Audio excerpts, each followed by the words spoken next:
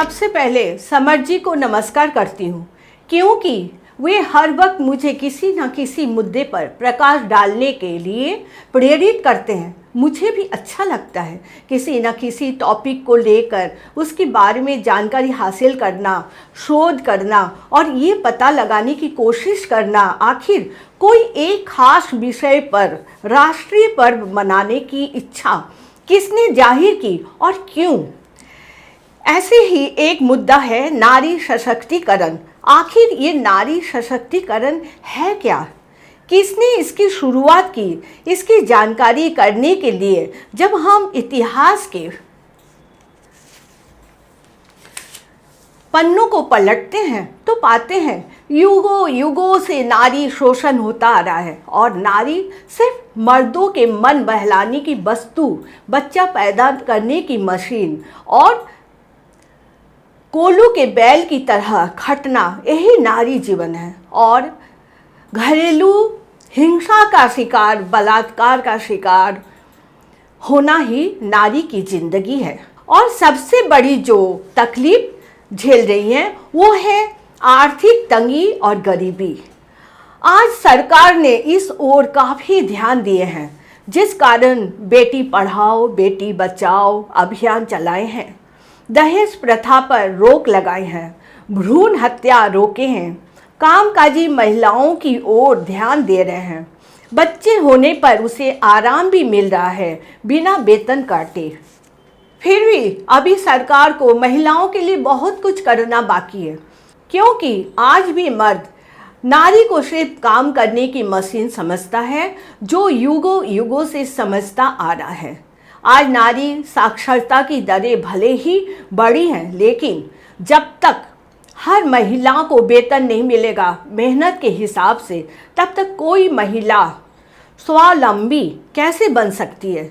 जब तक हर शिक्षित महिला पुरुष के बराबर नहीं कमाएगी और परिवार का भरण पोषण नहीं करेगी, तब तक नारी सशक्तिकरण होने पर भी कोई फायदा नहीं। अतः हर नारी को शिक्षित तो होना ही है, साथ में नौकरी भी अच्छा करना है, ताकि पुरुष उसे नीचा दिखा ना सके या फिर अच्छा वेतन लाने पर उसका वेतन छीन ना सके, या फिर घर के कामों के बोझ के पीछे नौकरी छोड़ना ना पड़े। इसके लिए भी सरकार को नारी के लिए कुछ नया नियम कानून करना है,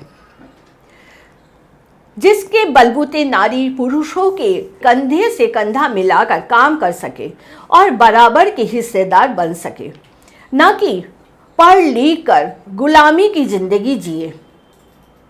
आज नारी हर क्षेत्र में विद्यमान है, आकाश से लेकर पाताल लोक तक। फिर भी पुरुष उसे नीचा दिखाने के लिए पीछे नहीं हटते। आखिर उसका असली कारण क्या है?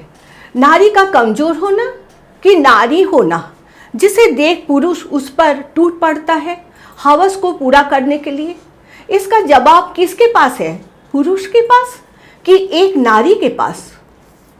एक अकेली नारी किसी भी क्षेत्र में दिख जाए, उसका सहायता करने की जगह एक दूसरी नारी जो कि अपने परिवार के साथ जाती है, अगर जरूरत पड़ा तो उस अकेली नारी को सहायता की जगह उसकी बुराई पर उतर आती है। देखो कैसी अकेले चल रही है। अपने पति को इससे बचाओ और घृणा की दृष्टि से देखती है, सहायता करने की जगह। आज हम बात करेंगे महिला सशक्तिकरण पर।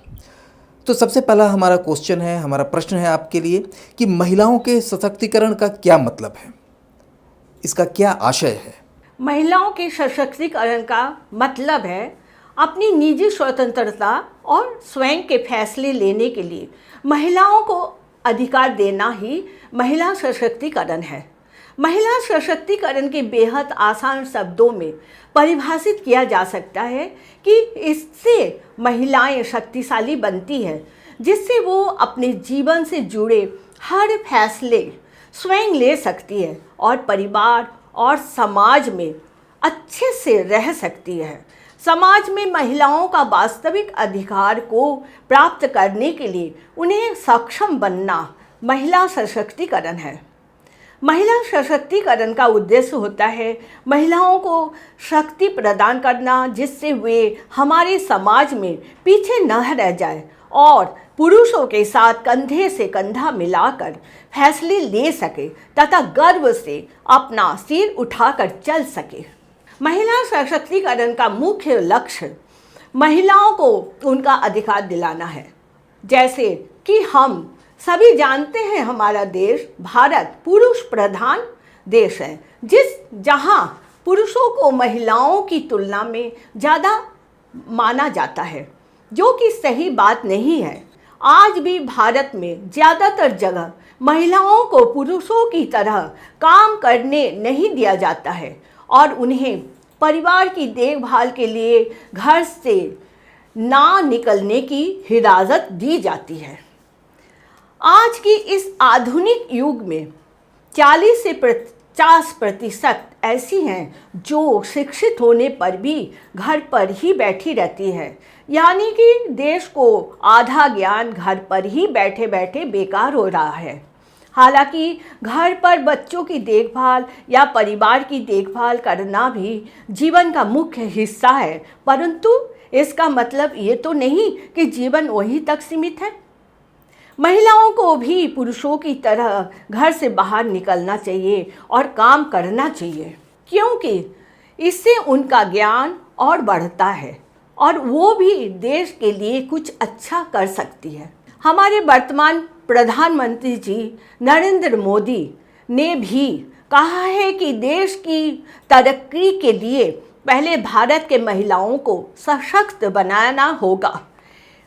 एक बार जब महिला अपना कदम उठा लेती है तो परिवार आगे बढ़ता है, गांव आगे बढ़ता है और राष्ट्र विकास की ओर बढ़ता है। भारत में महिला सशक्तिकरण की कमी है, जिसके कारण आज भी भारत विकासशील देशों में गिना जाता है। अगर हमारे देश की महिलाएं सशक्त बने और पुरुषों से कंधा मिलाकर काम करें तो वो दिन दूर नहीं जब हमारा देश भारत भी विकसित देशों के लिस्ट में दिखेगा। महिला सशक्तिकरण का नारा समाज में उठा क्योंकि हमारे समाज में लिंग भेदभाव आज भी इस आधुनिक युग में हो रहा है, जो कि एक बहुत ही शर्म की बात है। आज भी कई जगहों पर गैर कानूनी तरीके से लिंग जांच करवाकर कन्या भ्रूण हत्या जैसे महापाप हो रहा है।